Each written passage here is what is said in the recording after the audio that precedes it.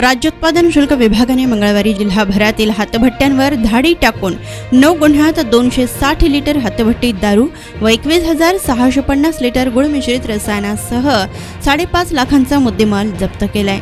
याबाबत सविस्तर वृत्त असे की राज्य उत्पादन शुल्क विभागाकडून जिल्हाभरातील हातभट्टी ठिकाणांवर मंगळवारी धाडी टाकण्यात आल्यात। या मोहिमेत राज्य उत्पादन शुल्क अ विभाग, ब विभाग, भरारी पथक व सीमा तपासणी नाक्याच्या पथकाने सकाळच्या सुमारास दक्षिण सोलापूर तालुक्यातील हातभट्ट्यांवर टाकलेल्या धाडीत 2 आरोपींना अटक करण्यात आली। या कारवाईत निरीक्षक नंदकुमार जाधव यांच्या पथकाने विश्वनाथ फुलचंद पवार वय 40 राहणार वरळेगाव तांडा हा गुरप्पा तांडा येथे हातभट्टी दारू गाळताना आढळून आल्याने त्याच्याविरुद्ध गुन्हा नोंदवण्यात आलाय। तर त्याच्या ताब्यातून 3,800 लिटर रसायन जप्त करण्यात आले असून या पथकाने सीताराम तांड्यावरही धाड टाकून 3,600 लिटर रसायन जागीच नाश केले। आरोपी पळून गेल्याने त्याचा शोध सुरू आहे।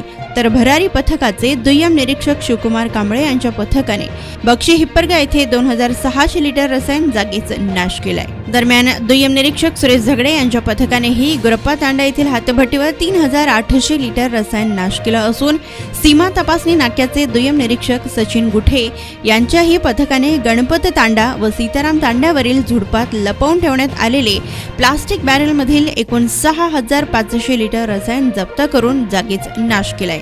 तर अन्य एका कारवाईत दुय्यम निरीक्षक सुखदेव सिद्ध यांनी त्यांचे पथकासह सोलापूर हैदराबाद रोडवर पाळत ठेवून विनोद काशीनाथ राठोड वय 34 राहणार मुळेगाव तांडा या इसमास त्याच्या MH13 DS 9013 या सुझुकी एक्सेस मोटारसायकलवरून 2 रबरी ट्यूबमधून 180 लिटर हातभट्टी दारूची वाहतूक करताना पकडले। तर या संपूर्ण कारवाईत राज्य उत्पादन शुल्क विभागाने 9 गुन्हे नोंदविलेले असून 4 आरोपींना अटक केली आहे व 260 लिटर हातभट्टी दारू, 21,650 लिटर रसायन, 1 मोटारसायकल असा एकूण 5,48,600 किमतीचा मुद्देमाल जप्त केलाय। तर ही कारवाई राज्य उत्पादन शुल्क विभागाने व त्यांच्या पथकाने पार पाडली।